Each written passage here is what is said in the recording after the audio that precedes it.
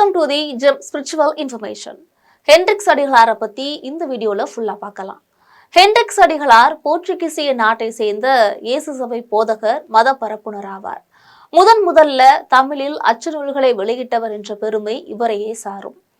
தமிழ் இதழ்களின் தந்தை என்றும் தமிழ் உரைநடையின் முன்னோடி என்றும் அழைக்கப்படக்கூடிய ஹென்ட்ரிக்ஸ் போர்ச்சுகல் நாட்டில் இருக்கக்கூடிய விலா விகோசாவில் செல்வந்த யூத குடும்பத்துல 1520ஆம் ஆண்டுல பிறந்தாரு. அவருடைய மூதாதையர்கள் சில தலைமுறைக்கு முன் யூத மதத்தை தழுவினாங்க. ஹென்ட்ரிக்ஸ் இளமையில மத கல்வியில் ஆர்வம் கொண்டு பிரான்சிஸ்கன் குருக்கள் சபையில சேர்ந்தாரு.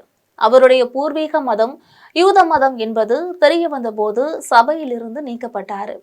அந்த காலத்துல பிரான்சிஸ்கன் குருக்கள் சபையில யூதர்களுக்கு அனுமதி கிடையாது.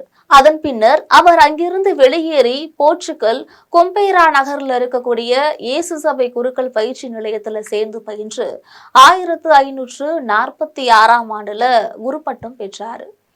கொம்பேராவில் இயேசு சபை பொறுப்பில் இருந்த அருட்தந்தை சைமன் ரோட்ரிகோஸ் ஹென்ட்ரிக்ஸை இந்தியாவுக்கு பிரான்சிஸ் சேவியருக்கு உதவியாக இருக்க அனுப்பி வச்சாரு.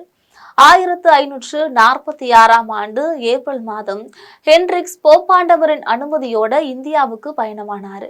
அப்போது 1549ஆம் ஆண்டு போர்ச்சுகீசியருக்கும் ராமநாதபுரம் சேதுபதிக்கும் நடந்த போர்ல தூத்துக்குடி தேவாலயத்தை சேர்ந்த அந்தோணி கிருமினாலனி அப்படின்றவரு கொல்லப்பட்டாரு. அதனால அவர் வகித்த பொறுப்புகளை ஹென்ட்ரிக்ஸ் ஏற்க வேண்டிய சூழல் ஏற்பட்டுச்சு. மக்களுடன் எளிமையாக பழக வேண்டும் என்றால் உள்ளூர் மொழி அவசியம் தெரிந்திருக்க வேண்டும் என்பதை உணர்ந்த அவரு புன்னை காயலில் இருந்த தமிழறிஞர்களிடமிருந்து தமிழை முறையாக கற்றுக்கொண்டாரு. தமிழை முறையாக கற்றதால மக்களால் அவரு ஹென்ட்ரிக்ஸ் அன்ட்ரிக் அடிகளார் அப்படின்னு அழைக்கப்பட்டாரு.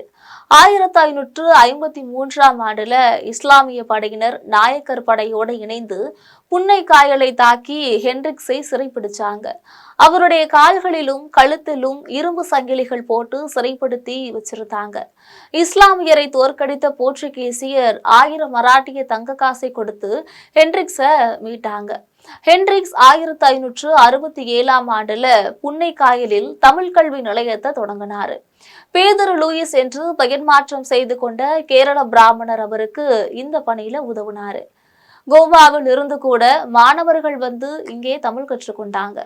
1588ஆம் ஆண்டுல ஹென்ட்ரிக்ஸ் குருத்துவ கல்லூரி ஒன்றை புன்னைக்காயல்ல தொடங்கினாரு.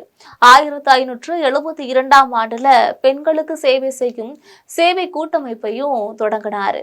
மதப்பரப்பு பணியின் ஒரு பகுதியாக ஹென்ட்ரிக்ஸ் நூல்களை எழுதினாரு. அதன் தொடர்ச்சியாக அவர் போர்ச்சுகல் மொழியில் இருந்த நூல்களை தமிழ்ல மொழிமாற்றம் செஞ்சாரு. அவரு 1578ஆம் ஆண்டு போர்ச்சுகீசிய மொழியிலிருந்து ஒரு நூலை மொழிமாற்றம் செய்து தம்பிரான் வணக்கம் என்ற பெயரில் வெளியிட்டாரு.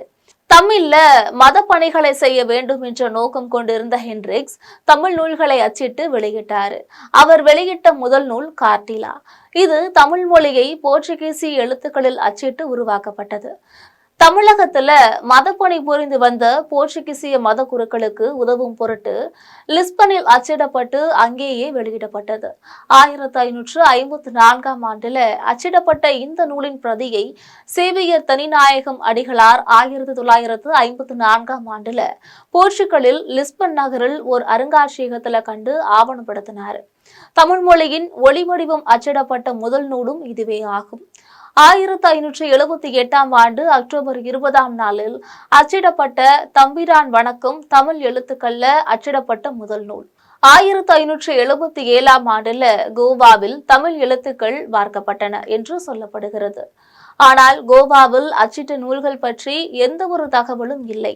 1578ஆம் ஆண்டில் கொல்லத்தில் தமிழை தாய்மொழியாக கொண்ட கான்சால்வஸ் என்னும் கருமானால் தமிழ் எழுத்துருக்கள் வார்க்கப்பட்டன. அவ்வெழுத்துக்களை கொண்டு கொல்லத்திலேயே தம்பிரான் வணக்கம் அச்சிடப்பட்டது.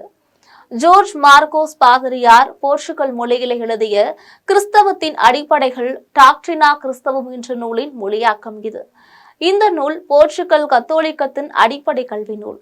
இந்தியாவில் இதன் பல வடிவங்கள் மொழியாக்கத்திலும் மறு ஆக்கத்திலும் வெளிவந்திருக்கு. ஹென்ட்ரிக்ஸ் இந்த நூலை பீட்டர் மானுவல் என்னும் துறவியுடன் இணைந்து மொழியாக்கம் செய்திருக்கிறாரு. முத்துக்குளித்துறை வட்டார வழக்கிலேயே இந்த நூல் மொழியாக்கம் செய்யப்பட்டுச்சு.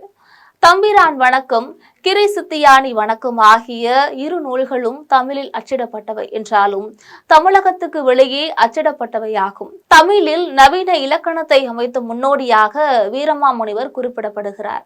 ஆனால் அவருக்கு முன்னரே ஹென்ட்ரிக்ஸ் தமிழுக்கு நவீன இலக்கணம் ஒன்றையும் அடிப்படை சொற்களுக்கான அகராதி ஒன்றையும் உருவாக்கும் முயற்சியில ஈடுபட்டார்.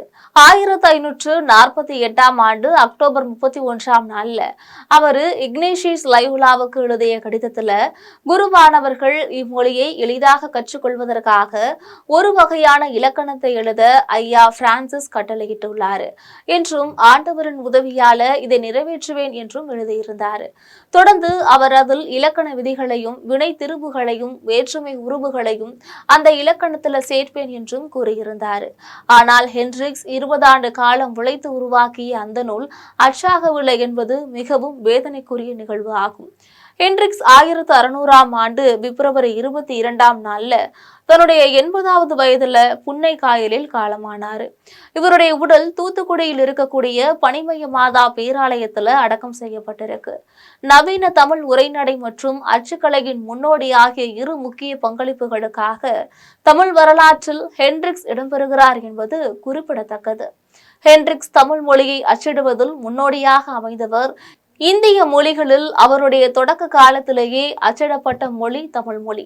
உலக மொழிகளிலேயே ரஷ்ய மொழியும் ஜப்பானிய மொழியும் கூட ஏறத்தாழ இதே காலகட்டத்திலேயே முதலாக அச்சு எந்திரத்தால அச்சிடப்பட்டிருக்கு. இன்றைய தமிழ் எழுத்துக்களின் அச்சு வடிவம் அடுத்த நூற்றாண்டுகளில் வெவ்வேறு கலைஞர்களால் படிப்படியாக உருவாக்கப்பட்டது. ஆனால் ஹென்ட்ரிக்ஸ் தான் அந்த பெரும் பயணத்தின் தொடக்க புள்ளியாவார்.